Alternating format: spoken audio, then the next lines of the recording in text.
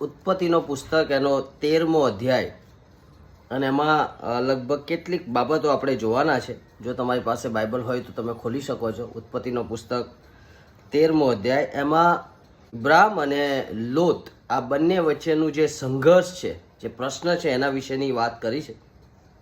અહીંયા લખ્યું છે એ પ્રમાણે 4થી કલમથી વાંચું. અને જે ઠેકાણે તેણે પહેલાં વેદી બાંધી હતી ત્યાં લગી તે ગયો, અને ત્યાં ઇબ્રાહિમે યહોવાને નામે પ્રાર્થના કરી.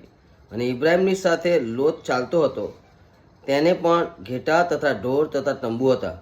અને તે દેશ એવો ફળદ્રુપ ન હતો કે તેઓ ભેગા રહી શકે, કેમ કે તેઓની સંપત્તિ એટલી બધી હતી કે તેઓ એકઠા રહી ન શકે. અને ઇબ્રાહિમના ગોવાળિયાઓ તથા લોતના ગોવાળિયાઓની વચ્ચે તકરાર થઈ, અને તે વખતે કનાની તથા પરિઝી તે દેશમાં રહેતા હતા. હવે આ સીધો સાદો લાગતો આ પેરેગ્રાફ, આ ઇન્સિડન્ટ, પણ એની અંદર કેટલા બધા ગૂંચવાળા છે, કેટલા બધા પ્રશ્નો છે. હવે જો તમે ઇબ્રાહિમ અને લોતની વાત કરો તો ઈશ્વરે ઇબ્રાહિમને તેડું આપ્યું હતું, પણ લોત એ ઇબ્રાહિમની સાથે ચાલવાના કારણે બ્લેસેડ થાય છે, અને એને આશીર્વાદ મળે છે. અને એટલે માટે અહીંયા આગળ જે પ્રશ્ન એ થયો કે બંને લોકો સાથે ચાલે છે, અને બંનેની સંપત્તિ, બંનેના ઢોરઢાક, બંનેની મિલકત એટલી બધી વધી ગઈ. અને લખ્યું છે એ પ્રમાણે કે આ જે દેશ છે એ એટલો બધો ફળદ્રુપ નહોતો કે તેઓ ભેગા રહી શકે. હવે અત્યારે 12મા અધ્યાયમાં તમે જુઓ તો ઈશ્વરે ઇબ્રાહિમને બોલાવ્યો છે, અને ઈશ્વર ઈચ્છે છે કે ઇબ્રાહિમ દ્વારા આખી દેશ જાતિ ઉત્પન્ન થાય, બધા લોકો બ્લેસેડ થાય, આશીર્વાદ થાય. પણ 13મા અધ્યાયમાં ટોટલી ડિફરન્ટ સીન, એક અલગ જ બાબત તમને જોવા મળે છે. અહીંયા જુઓ કે કૌટુંબિક સંઘર્ષ શરૂ થાય છે. જમીન વધી, ઢોરઢાક વધ્યા, મિલકતો વધી, આશીર્વાદો વધ્યા. એના કારણે કેટલીક એવી બાબતો પણ આવી જે ખરેખર ના આવવી જોઈએ.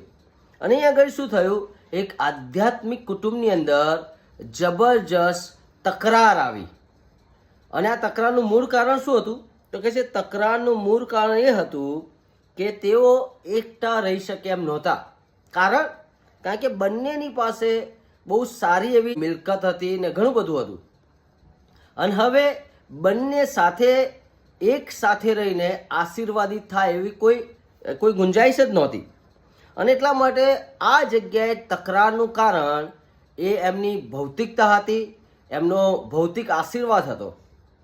મિત્રો, અહીંયા આગળ બહુ સમજવા જેવી વાત હતી. 2 બાબતો લખી છે કે દેશ ફળદ્રુપ નહોતો અને તેઓ ભેગા રહી શકે નહીં. ઈશ્વરે તો બ્લેસિંગની વાત કરી છે, પણ અહીંયા આગળ ઈશ્વર પ્રોવાઈડર, પૂરું પાડનાર દેખાતા નથી. અહીંયા એવું દેખાતા નથી કે ઈશ્વર બંનેને પૂરું પાડી રહ્યા છે, હે ને. અહીંયા એવું દેખાતું નથી કે બંને સફળ થઈ રહ્યા છે. એના બદલામાં શું થઈ રહ્યું છે? વિખવાદ થઈ રહ્યો છે. હવે ખ્રિસ્તી વ્યક્તિ, ઈશ્વરને ઓળખનાર વ્યક્તિ કેવી રીતે કૌટુંબિક સંઘર્ષમાં ઈશ્વરની દોરવણી પ્રમાણે સમાધાન કરે છે, એ બાબત આપણે શીખવાના છે. મોટા ભાગે આજના સમયમાં જમીનના લીધે, ઘરના લીધે ભાઈઓમાં જબરજસ્ત વિખવાદ થાય છે. એવા ઘણા બધા ઇન્સિડન્ટ્સ તમારી આસપાસ હશે, એવા ઘણા બધા પ્રસંગો તમને મળ્યા હશે કે જ્યાં ભાઈઓ કે કૌટુંબિક સગાઓ એકબીજાની સાથે વાત કરવાનું પણ પસંદ નથી કરતા. એક નાના જમીનના ટુકડાને કારણે, એક નાના ઘરને કારણે કે એક સામાન્ય મિલકતને કારણે આ જીવન સુધી એક કૌટુંબિક પરેશાની વધે છે, કૌટુંબિક સંઘર્ષ વધે છે. અને બંને લોકો, એ કુટુંબમાં જોડાયેલા બંને પાર્ટીના લોકો એકબીજાનું મોં જોવા પણ પસંદ કરતા નથી. એક સમય મારી પાસે એક કિસ્સો આવ્યો હતો. એમાં એક ખ્રિસ્તી સેવામાં જોડાયેલા વ્યક્તિની વિરુદ્ધ કમ્પ્લેન આવી હતી, અને એના જ ભાઈઓ, એની જ બેન મારી મુલાકાત આવે અને કહ્યું કે અમારી પાસે જે હતું એમાંથી કોઈક રીતે પોતાનું લઈને બહુ અલગ રીતે એ જે સેવામાં હતા એ ભાઈએ ત્યાં આગળ વ્યવહાર કર્યો હતો. હવે એને જોઈતું હતું તો મળી ગયું, એને મકાન જોઈતું હતું, એને જમીન જોઈતી હતી, એને બધું જ મળી ગયું. પણ એને શું ના મળ્યું? તો કે છે એને ભાઈનો પ્રેમ ના મળ્યો, બહેનનો પ્રેમ ના મળ્યો, કૌટુંબિક એકતા ના મળી.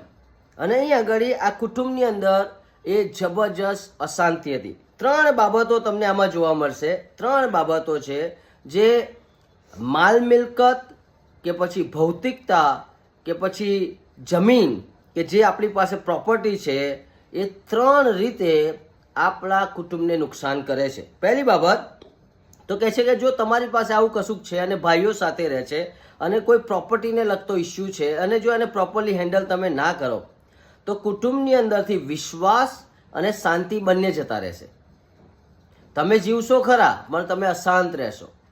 તમે ત્યાં ભાઈપણાના પ્રેમથી વિયોગી થઈને જીવન કરશો. અને કહે છે અહીંયા પતન છે, કૌટુંબિક એકતાનું પતન છે. જે પાયાની બાબત હતી શાંતિ, જે કુટુંબમાં શાંતિ હોવી જોઈએ, એ પાયાની બાબત જતી રહે છે. બીજી બાબત કહે છે કુટુંબ જ્યારે સર્જન થયું ત્યારે કુટુંબના જે મૂલ્યો હતા, કુટુંબની જે પ્રગતિ હતી, સાથે મળીને બ્લેસેડ બનવાની વાત, સાથે બનીને આશીર્વાદિત બનવાની વાત, સાથે બનીને ઈશ્વરની સેવા કરવાની વાત, અહીંયા આગળ અવરોધાય છે.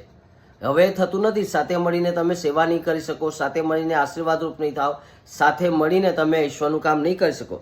અને ત્રીજું, ઈશ્વરે આપણને પ્રેમ કેન્દ્રિત બનાવ્યા છે, પણ એના બદલે કહે છે જો તમે આ રીતે તકરારમાં જાઓ છો તો તમે સ્વ કેન્દ્રિત બની જાઓ છો.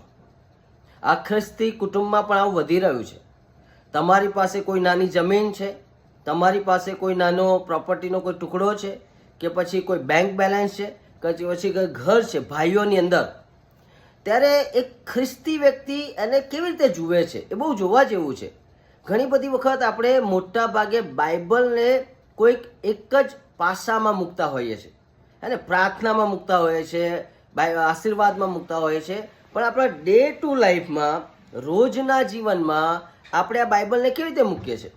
અને એટલા માટે જો તમે બાઇબલ વાંચો તો તમને ખબર પડશે કે છે કે લુકની લખેલી સુવાર્તા એના 12મા અધ્યાયમાં તમે જુઓ તો ત્યાં બહુ સરસ લખ્યું છે.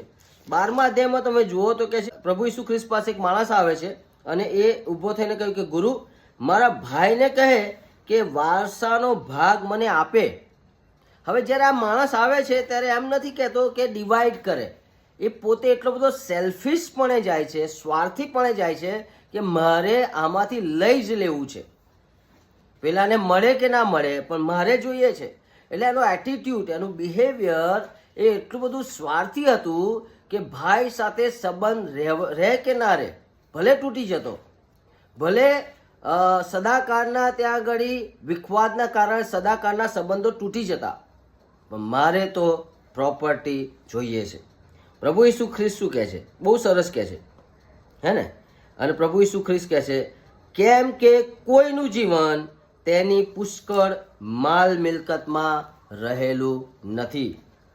જો તમારી પાસે તમારું લક્ષ્ય, તમારું ધ્યેય, તમારો ગોલ માત્ર ને માત્ર નાણાં જ ભેગા કરવાનો હશે, માત્ર ને માત્ર પ્રોપર્ટી જ હશે, તો પછી ભાઈઓ સાથેના પ્રેમની તમે દરકાર કરશો નહીં. અને એટલા માટે અહીંયા આગળ ઇબ્રાહિમ પાસે આપણે ઘણું બધું શીખવા જેવું છે. કે છે કે પ્રશ્ન તો બહુ મોટો હતો, પ્રશ્ન જબરજસ્ત હતો, પ્રશ્ન એવો હતો કે જેનું સમાધાન મળી શકે નહીં. કારણ કે બંનેના ગોવાળિયા, એમાં તો ઇબ્રાહિમને વિશે વાંચો તમે 13મા અધ્યાયની શરૂઆતની કલમો, તો કે છે ઇબ્રાહિમ પાસે તો પુષ્કળ ઢોરઢાક હતા. ઇબ્રાહિમના કારણે કદાચ લોતના ગોવાળિયા જે ઢોરઢાક ચરાવતા હશે એમને પૂરતું નહીં મળતું હોય. બીજું એ દેશ પણ એટલો ફળદ્રુપ નહોતો. તો આ સમયે એક ખ્રિસ્તી વ્યક્તિ શું કરે છે? તો કે છે આ સમયે ખ્રિસ્તી વ્યક્તિ શું કરે છે? તો એ કહે છે કે ઇબ્રાહિમે શું કર્યું? તો એણે 8મી કલમમાં વાંચો. અને ઇબ્રાહિમે લોતને કહ્યું કે હવે મારી ને તારી વચ્ચે ને મારા તથા તારા ગોવાળિયા વચ્ચે તકરાર થવી ન જોઈએ. સૌથી પહેલો પ્રશ્ન એણે શું કર્યો? ઇસ્યુ આપણી પાસે છે, બહુ મોટો ઇસ્યુ છે, પણ એ ઇસ્યુ હવે ગમે તે રીતે સમાધાનમાં આવવો જોઈએ. જ્યારે ભાઈઓ કે કુટુંબો આવો બેસે છે ત્યારે આ પ્રમાણે આપણે વિચારીએ છીએ. ઇબ્રાહિમ કેવું વિચારે છે જુઓ. તકરારમાં એ કહી શકતો હતો ભાઈ મેં તને બોલાવ્યો નથી, તું જાતે જ મારી પાછળ આવ્યો છે. ઈશ્વરે મને બોલાવ્યો છે, તું તારો રસ્તો કરી લે. આ જગ્યા મારી છે, હું અહીંયા બેસ્ટ છું, ઈશ્વરે મને બોલાવ્યો છે અને હવે ઈશ્વરે મને આશીર્વાદ આપ્યો છે, તું તારી રીતે જા. તને મારી સાથે ના ફાવે તો કંઈ વાંધો નહીં. આ એટીટ્યુડ, આ બિહેવિયર ઘણી વખત આપણી પાસે હોય છે. પણ અહીંયા આગળ ઇબ્રાહિમ કહે છે પહેલ કરે છે. શું પહેલ કરે છે? સૌથી પહેલાં એ ઇસ્યુને કહે છે કે ભાઈ આ કયા કારણે પ્રોબ્લેમ છે. તો પહેલાં તો એમ કહે છે કે તકરાર થવી જોઈએ નહીં. કે મારી પર એક ફોન અને એમણે એવું કહ્યું કે મારા કુટુંબના લોકોએ જ્યારે જમીન કે વેચી અને પછી એને વહેંચ્યું તો કહે છે કે મને સૌથી ઓછું આપવામાં આવ્યું અને એના કારણે હવે હું આ જીવન મરતા સુધી પણ એ વ્યક્તિઓ સાથે હું સંબંધ નહીં રાખું. પહેલી બાબત, ઇબ્રાહિમ શું કરે છે? પહેલ કરે છે. તમારા ઘરમાં આવી કોઈ સંઘર્ષ ચાલી રહ્યો છે? કુટુંબના ભાઈઓ વચ્ચે, ભાઈઓ બહેનો વચ્ચે તમારા ઘરમાં આવું કોઈ સંઘર્ષ ચાલી રહ્યો છે જેમાં મકાન એક છે અને 4 ભાઈઓ છે, 3 ભાઈઓ છે, બે ભાઈઓ છે, બહેનો છે. તમારા ઘરમાં આવો સંઘર્ષ ચાલી રહ્યો છે જેમાં એક જમીન છે અને એમાં આ સંઘર્ષ છે. કેવી રીતે તમે ડીલ કરો છો? કોની પાસે લઈ જાઓ છો? શું કરો છો તમે? અહીંયા આગળ કહે છે તકરાર થવી જોઈએ નહીં. બીજું શું કર્યું? બીજું કહે છે 9મી કલમ જો, શું તારી આગળ આખો દેશ નથી? તો મારાથી તું જુદો થા ને જો તું ડાબી ગમ જશે તો હું જમણી ગમ જઈશ અને જો તું જમણી ગમ જશે તો હું ડાબી ગમ જઈશ. બીજી મહત્વની વાત, ઇબ્રાહિમ શું કરે છે? એ ચોઈસ પોતે કરવાના બદલે બીજા વ્યક્તિને ચોઈસ આપે છે. આપણે શું કરીએ? આપણે ચોઈસ કરીએ કે ભાઈ તું અહીંયા રહે, આ જગ્યા તારા માટે પૂરતી છે, મને સારી જગ્યાએ જવા દે, મને બેટર શોધવા દે, મને સારું શોધવા દે, મારી સંપત્તિ વધારે છે, મારા ઢોરઢાક વધારે છે, મારે વધારે ચારો જોઈએ છે. આપણે હંમેશા પહેલા માંગીએ છીએ. ઇબ્રાહિમે શું કર્યું? ઇબ્રાહિમે પહેલા આશીર્વાદની વાત એના ભત્રીજાને કરે છે કે તને જે ગમતું હોય લઈ લે, વધશે તો હું લઈશ. આ કેરેક્ટર છે ખ્રિસ્તી વિશ્વાસનું.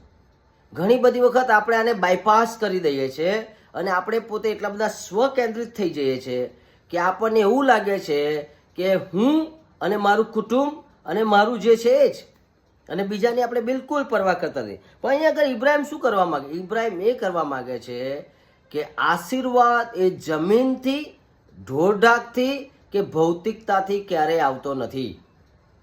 જો તમને એવું લાગતું હોય કે આશીર્વાદ નોકરીથી આવે છે, જમીનથી આવે છે, ખેતીવાડીથી આવે છે કે તમારા મકાનથી આવે છે, તો પછી તમે એને પામવા માટે દોડાદોડ કરશો ને દાવપેચ કરશો ને પોલીસ કેસ કરશો ને ઘણું બધું કરશો. પણ તમને એ ખબર છે કે જો આશીર્વાદ ઈશ્વરથી આવે છે તો એક ખ્રિસ્તી વ્યક્તિ તરીકે તમે જતું કરશો. તમે એમ કહેશો કે ઓકે કંઈ વાંધો નહીં, તું વધારે લઈ જા, કારણ કે મારી સાથે તો ઈશ્વર છે, તારી સાથે ઈશ્વર નથી કદાચ, તો તું વધારે તારી જરૂર પડશે, મને બહુ જરૂર નહીં પડે. એટલે બીજું જે કેરેક્ટર ખ્રિસ્તી વ્યક્તિનું એ છે કે એ પોતે ઓછું લે છે અને બીજાને વધારે આપે છે. ત્રીજી ને મહત્વની બાબત શું કહે છે? કે છે વ્યક્તિગત રીતે એણે કુટુંબની અંદર શાંતિ લાવવાનો પ્રયત્ન કર્યો. અહીંયા ઉગ્રતા વધી જાય એવા શબ્દો બોલી નાખ્યા આવી દે, હે ને? ખાસ કરીને પતિ પત્ની કે ભાઈઓ ભેગા થયા હોય ત્યારે ભાઈઓના બદલે બહેન એના પત્ની પણ કશું કેવું બોલે અને એવી ચઢામણી થાય ને એવા શબ્દો બોલાય ને એવું થાય ને એના કારણે જે મન દુઃખ ને મત દુઃખ ને ઘણું બધું થાય.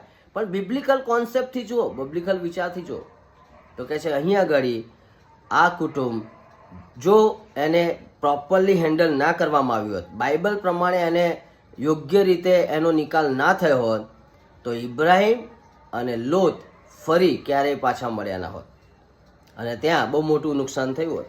અને એટલા માટે ઇબ્રાહિમે ત્યાં શાંતિ શોધી. મિત્રો, ઘણી બધી જગ્યાએ કહે છે કે આ વિલ એટલે કે વસિયતના કારણે ઘણા બધા કુટુંબો વિખુદા પડી ગયા છે. અને આ જગ્યાએ બાઇબલ પ્રમાણે જીવન જીવનાર વ્યક્તિનું એટીટ્યૂડ, વલણ એ કંઈક અલગ જ હોય છે. જો તમારી પાસે ઈશ્વર છે, જો તમે ઈશ્વરને ભજો છો, જો તમને ખબર છે કે પૂરું પાડનાર ઈશ્વર છે, તો પછી ઈશ્વર તમારું નુકસાન નહીં કરે. બાઇબલમાં બહુ સરસ લખ્યું છે, બહુ જબરજસ્ત લખ્યું છે. કહે છે કે 12મા અધ્યાયની 33મી કલમ, 12મા અધ્યાયની 32મી કલમ, ઓ નાની ટોળી બિહોમાં, કેમ કે તમને રાજ્ય આપવાની તમારા બાપની ખુશી છે. હે ને? બહુ સરસ લખ્યું. 34મી કલમ, કેમ કે જ્યાં તમારું દ્રવ્ય છે ત્યાં જ તમારું ચિત્ર છે. અને આગળ તમે વાંચો તો કહે છે આગળની તમે 30મી કલમમાં એટલે કે 31, પરંતુ તમે તેનું રાજ્ય શોધો અને એ વાના પણ તમને આપવામાં આવશે. અને પ્રભુ ઈસુ ખ્રિસ્ત 12મા અધ્યાયમાં વાંચજો તમે ઘરે જઈને, તમને ખબર પડશે 13મી કલમથી. તો કહે છે પેલો માણસ જેને પુષ્કળ માલ શું કહેવાય કે એને પુષ્કળ એની ઉપજ થઈ અને પછી એણે વખારો બનાવ્યા અને માલ મિલકત થઈ ને પછી કીધું કે હવે તું હે જીવ તું જીવ ખા પીને આનંદ કર અને પછી એને કહેવામાં આવ્યું કે ભાઈ આજે રાત્રે તારો જીવ લઈ લેવામાં આવશે. મિત્રો આપણે શેના માટે દોડીએ છીએ? આપણા કુટુંબની એકતા એ બહુ જરૂરી છે. આ જગ્યા પર તમે કે હું હોઈએ તો કેવો પ્રયત્ન કરીએ, શું કરીએ? આ ઇસ્યુ જો આપણી પાસે આવ્યો હોય તો આપણું એટીટ્યુડ શું હોય? જો આપણે ખ્રિસ્તને ઓળખતા હશું તો ખ્રિસ્તની ઈચ્છા પ્રમાણેનું વલણ હશે. પણ જો આપણે ખ્રિસ્તને ઓળખતા નહીં હોય તો પછી દુનિયાવી માણસ જેવું કરીશું.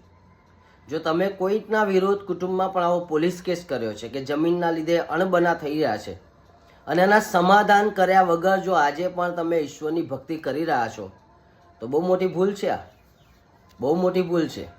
સૌથી પહેલાં બાઇબલ પ્રમાણે સમાધાન કરવું જરૂરી છે. જો બાઇબલ પ્રમાણે તમે સમાધાન કરતા નથી તો પછી જે બ્લેસિંગ ઈશ્વર આપવા માગે છે કદાચ રોકાઈ રહેશે. અને એટલા માટે ઇબ્રાહિમના જીવનથી શીખીએ, એ ઈશ્વરની પાછળ ચાલવાનું શરૂ કર્યું એટલું જ નહોતું, પણ એના વ્યક્તિગત જીવનમાં પણ ઈશ્વરના ઈરાદા પૂરા થાય છે. પ્રભુ તમને આ વચન સમજવા માટે કૃપા કરે.